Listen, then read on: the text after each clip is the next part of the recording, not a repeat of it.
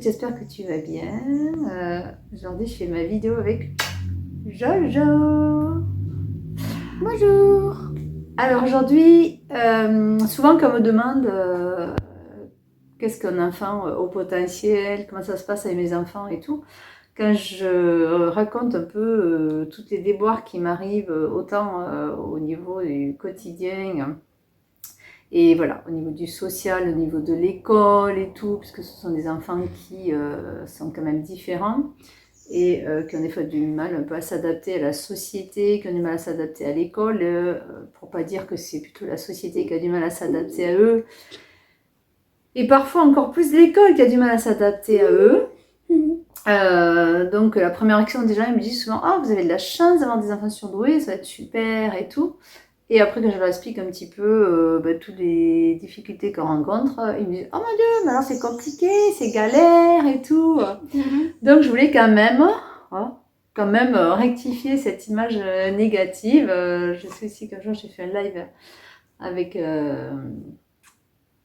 bisoutage. Et c'est pareil, elle me dit « Oh, mais alors c'est compliqué, c'est difficile ».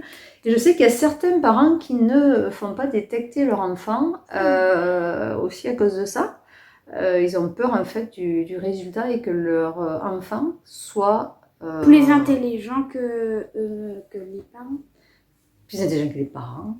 Mais c'est pas tellement par rapport à ça, c'est surtout tu vois, par rapport aux autres. Que comme vous êtes différents, qu'il y a un décalage toujours avec les enfants de votre âge et tout ça, et bien en fait les parents, ils ont peur d'avoir un enfant un peu différent. Ils aimeraient des fois avoir un enfant comme tous les autres parents qui ont un enfant du même âge. Tu vois? Par exemple, toi qui as des copains, quand tu me dis que non, l'ami de la famille, c'est ton copain, il a, je crois, 79 ans, Oui. donc c'est vrai que ça fait un peu bizarre de te voir que tu as des copains aussi âgés, tu vois? D'accord? Et donc certains parents, bah, ils ont envie d'avoir des enfants qui ont des copains et des copines de leur âge, tu vois, de 9 ans, comme toi tu as 9 ans, qu'eux, il y a aussi des enfants de 9 ans et tout. Et puis comme ils ne savent pas trop comment ça se passe, quoi faire, mais beaucoup n'osent pas faire détecter leur enfant. Donc moi je trouve que c'est très important de savoir vraiment et officiellement parce que ça aide pour l'école justement, pour soi, par rapport à la famille, par rapport à toutes les critiques que vous pouvez recevoir de vos amis et tout ça. Là vous avez des tests et c'est vraiment sûr et certain et voilà, c'est pas vous qui vous imaginez dans votre tête que l'enfant est surdoué. Ben non, il y a eu des tests, c'est fait, c'est prouvé. Et après, il faut que les gens y fassent avec et que ben, toi aussi tu fasses avec. Et donc, voilà. Donc, pour revenir au fait que, quels sont les avantages en fait d'avoir un enfant surdoué? Alors, quel avantage? Alors, l'avantage, c'est qu'en fait, ça va vous apprendre à, je crois que c'est le plus gros, à s'adapter en fait. À chaque fois, il va falloir s'adapter à tout ce qu'ils font de différent, voilà, à leur hypersensibilité, à leur façon de hyper réagir à des choses où vous n'aurez pas réagi peut-être autant, ou un autre enfant de son âge n'aura pas réagi autant. Et bien voilà, il va falloir trouver des astuces, il va falloir trouver des outils, il va falloir trouver la bonne parole, la bonne action au bon moment. Et ça, je pense que ça demande une adaptabilité énorme.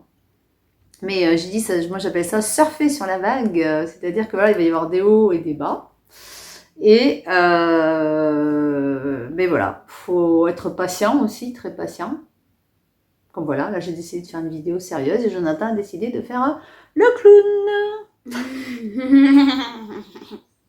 Donc on peut se fâcher, des fois si on est énervé, fatigué, je vais peut-être me fâcher.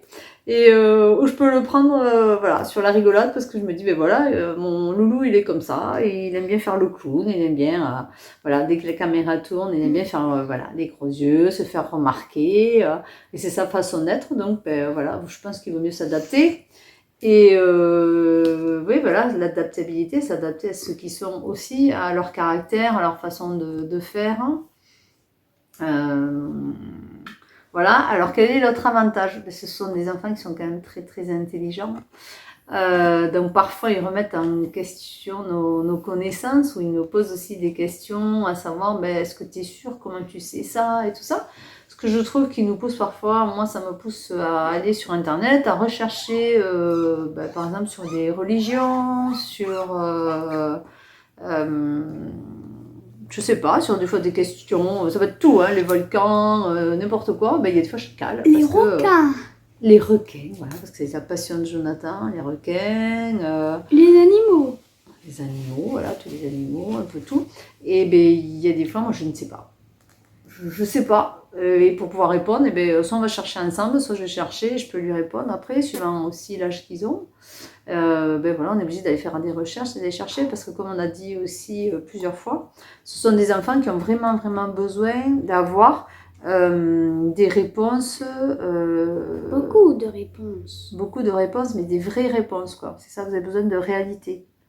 C'est ça, on peut pas vous être resté dans le flou et te dire, bon, mais le requin, si je te dis, bah, je pense que le requin, il mange de l'herbe ou des poissons ou des trucs comme ça, Ben, ça va te suffire? Non.